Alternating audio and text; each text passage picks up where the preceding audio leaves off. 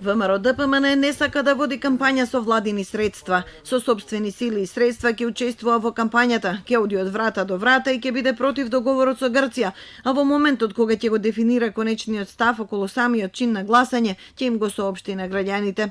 Оваа порака лидерот Христијан Мицкоски ја испрати преку социјалните мрежи. Ќе предложам на пратеничката група доколку постои можност делот од средствата кои се предвидени за ВМРО ДПМН да се пренамени и да се донира за изградба или доградба на гимназијата Кирил Пејчиновиќ во Тетово.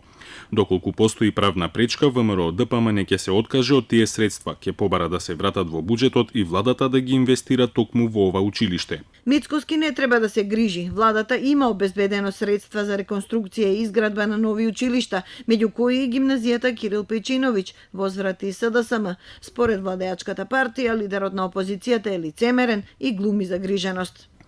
Пред да се расфрла со лицемерни ставови, Мицкоски да го соопшти ставот за референдумот. ВМРО ДПМН го условуваше формирањето на ДИК со барањето закон за финансирање на партиите од буџетот.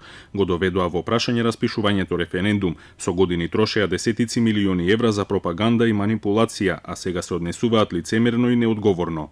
Пратениците од СДСМ ќе се состанат во среда. Имаат намера да формираат коалиција со сите партии и независни пратеници кои поддржуваат позитивен став кон референдумското прашање. Кампања за гласање за најави и дуи. Успешен референдум генерира мир, стабилност, сигурност, владење на правото, еднаквост, економски развој, велат од дуи.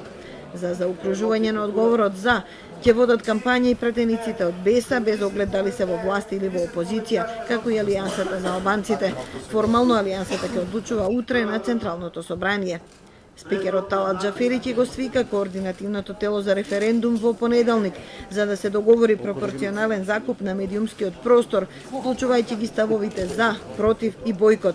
Очекува пратеничките групи и независните пратеници формално да го известат во почетокот на наредната недела. Владата му стави на собранието на располагање 1.300.000 евра. Доколку некоја партија не сака да води кампања, парите остануваат во буџетот.